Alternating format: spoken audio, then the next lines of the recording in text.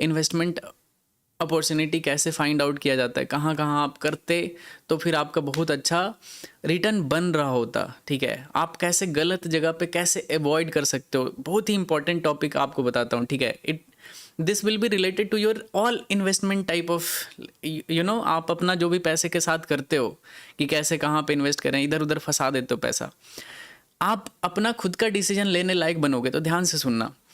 देखो, सबसे पहले अगर आप लॉन्ग टर्म देखते हो, लॉन्ग टर्म हो गया कि आप 1 साल 2 साल का इन्वेस्टमेंट देखते हो कि मुझे 1-2 साल में अच्छा रिटर्न चाहिए, ठीक है। आप वो ऐसा मत सोचना कि अगर 1-2 साल में आपने कुछ सर्टेन परसेंटेज ऑफ रिटर्न निकाल लिया है तो आप हमेशा वही रिटर्न के साथ आगे बढ़ोगे।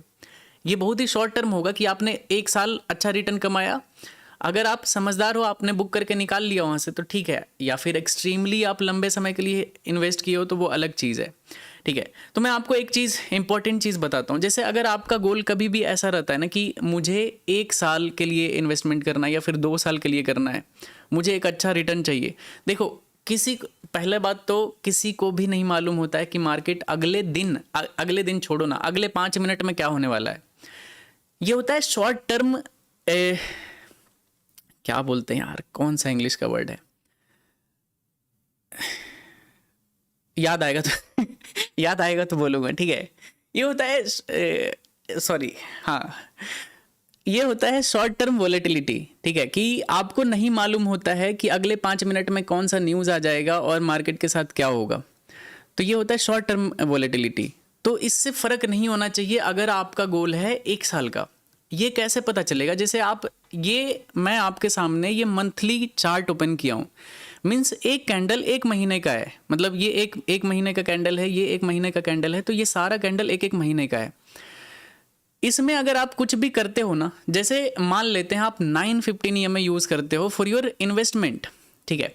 तो ये कैंडल के बाद मान लेते हैं कि आपके सेटअप के हिसाब से दुनिया में इतने सारे चीज़ हैं, ठीक है। ये देखो, ये तो मैंने कुछ टॉप के कुछ सेलेक्ट करके मैंने वॉच लिस्ट बना रखे हैं। बहुत सारी कंपनी है, यूएस में है, इंडिया में है, ग्लोबल लेवल पे दुनिया भर में बहुत सारी कंपनी है और अच्छा लिक्विडिटी रहती है सभी में। तो सोचो कि इतने सारे स्टॉक में कभी ना कभी तो मंथली चार्ट पे कहीं ना कहीं जगह पे तो कुछ ना कुछ तो सेटअप बन रहा होगा, बाइंग का या फिर सेलिंग का। बस आपको क्या करना है कि आपको उसमें रिसर्च करना है और आपके अपने फाइनेंशियल कंडीशन को समझना है कि आपके पास कितना पैसा है, ठीक है। और मतलब गैम्बलिंग तो कर ही नहीं सकते अगर आपके पास कुछ बिजनेस नहीं है। You can't do Gamble anywhere, मतलब कुछ भी चीज़ में आप एक भी पैसे का रिस्क नहीं ले सकते।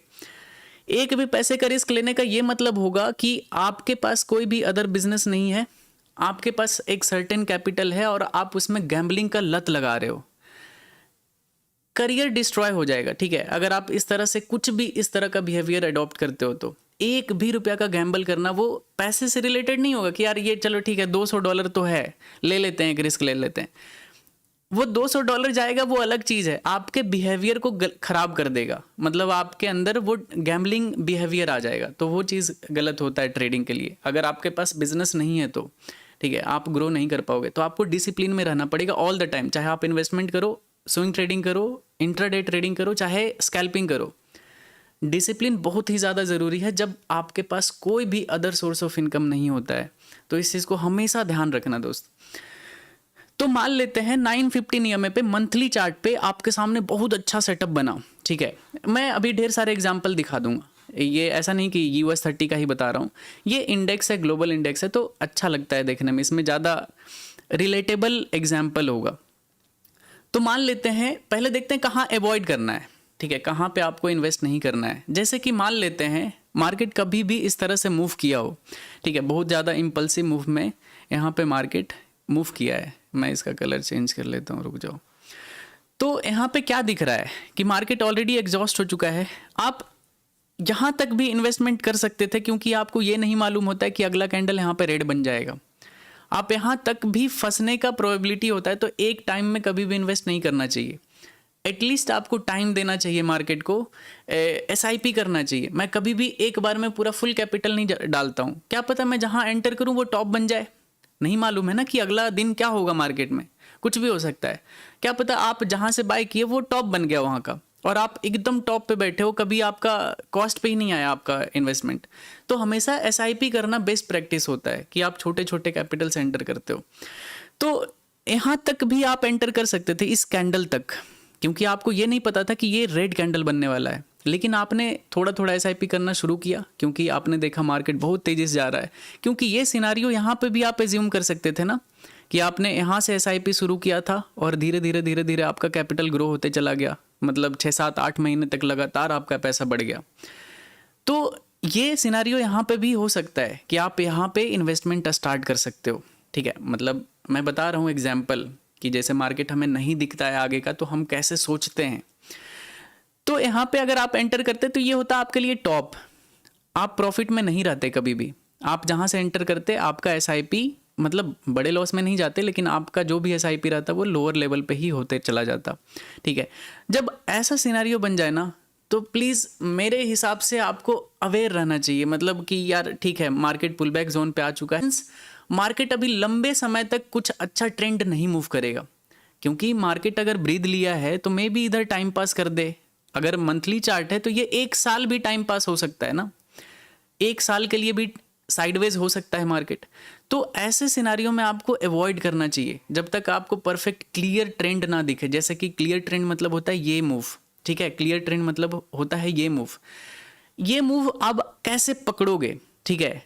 आपको लगेगा कि यार ये अगर मूव आ गया तो ये तो मिस हो जाएगा, तो मैं इसमें कैसे प्रॉफिट कैसे करूंगा, ठीक है। तो इसके लिए होता है कि आप कुछ कुछ प्राइस एक्शन और एसएमसी के कुछ कॉन्सेप्ट यूज करते हो, लिक्विडिटी यूज करते हो, तो आपको क्लियरिटी मिलता है कि अच्छा हाँ ये एक परफेक्ट एंट्री हो सकता है लॉन्ग टर्म में, ठीक है। तो अब उस मैटर पे आते हैं कि कैसे आपको वो चीज़ कैसे आइडेंटिफाई होगा। देखो सबसे, वैसे है तो ये बहुत ही लंबा टॉपिक, ऐसे नहीं कि मैं तुरंत बताऊंगा और ईजिली समझ जाओगे आप, लेकिन जस्ट फॉर एग्जाम्पल बताते हैं, जस्ट फॉर लर्निंग पर्पस बताता हूँ, ठीक है, छोटा सा। कभी अगर वीडियो बनाऊंगा तो लंबे, क्योंकि बहुत लंबा टॉपिक है ये। तो अगर आप एग्जाम्पल सपोज आप 915 EMA यूज़ करते हो, चाहे कोई भी दुनिया का स्ट्रेटजी यूज़ करते हो, 921 चाहे कुछ भी यूज़ करते हो, तो आपके सामने कुछ भी कैंडल बना, एंट्री कैंडल, अभी थ्योरी पे नहीं जाते हैं, मैं बस एक साइकोलॉजी पे बता रहा हूँ। अगर आपने ऐसे कैंडल पे एंटर किया, ठीक है, अगर इस तरह का आपका इन्वेस्टमेंट स्टार्ट होता है ऐसे जोन के बाद, ठीक है, जैसे कि ये इधर साइडवेज था यहाँ पे, और ये EMA पे एक अच्छा सा बुलिश कैंडल यहाँ पे ग्रीन कैंडल बना, और आप यहाँ से एंट्री बनाना शुरू करते हो, और ये लगभग ये 2023 का चार्ट है, ठीक है। यहाँ से मार्केट हमेशा ऊपर गया है, ये एक अनयूजुअल सिनारियो है, जनरली मार्केट ऐसे नहीं मूव करता है। ये कोविड करेक्शन के बाद इस तरह से मूव कर गया था, तो वो अलग चीज़ है, ठीक है। ये इस तरह से मूव कर गया था क्योंकि वो पूरे वर्ल्ड वाइड में ये करेक्शन जो था ना, ये 2020 वाला, ये बहुत ज़्यादा ज़रूरी था, लोगों को इम्पोर्टेंस पता चला, और उसके बाद मैसिव इन्वेस्टमेंट आया मार्केट में और मार्केट बहुत तेज़ी से ग्रो किया। लेकिन ओवरऑल मार्केट का बिहेवियर होता है इस तरह से मूव करने का, ठीक है। तो ऐसे जगह पे अगर आप बाय करते हो, SIP स्टार्ट करते हो, तो ये आपका एक परफेक्ट इन्वेस्टमेंट होता है, जैसे कि आप गलत जगह पे नहीं फंसोगे, क्योंकि आपको ये भी दिखेगा कि मार्केट ट्रेंडिंग है, EMA ट्रेंडिंग है, सब कुछ फेवर में है, तो आप प्रॉफिट में रहोगे। ऐसा नहीं है कि मैंने यहाँ से भी स्टार्ट किया है, इस कैंडल से मैंने इस कैंडल से इन्वेस्टमेंट स्टार्ट किया था, और देख सकते हो बैक टू बैक यहाँ पे now I mean big profit US market में। तो ये चीज़ होता है, ऐसा नहीं कि मैं ऐसे ही बोल रहा हूँ सिर्फ किताबी। मैंने यहाँ से इन्वेस्टमेंट शुरू किया था इस कैंडल से, इस ग्रीन कैंडल के बाद से, और मेरे पास ये पोर्टफोलियो है, तो ये मेरे पास बैक टू बैक इतने महीने से मैं प्रॉफिट में हूँ US मार्केट में, ठीक है। गलती बताता हूँ कहाँ पे हुआ है, गलती हुआ है इंडियन मार्केट में, ठीक है।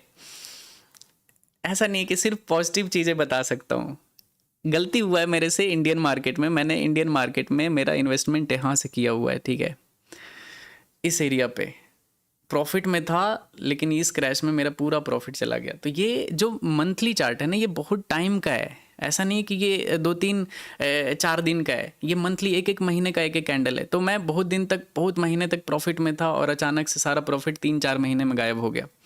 तो ये चीज़ होता है। तो देखते हैं, मेरा एक टाइम में ऐसा इन्वेस्टमेंट होता नहीं है, तो मैं थोड़ा सा और करेक्शन का वेट कर रहा हूँ इंडियन मार्केट में। अगर ऐसा होता है तो फिर अपडेट करूँगा आप।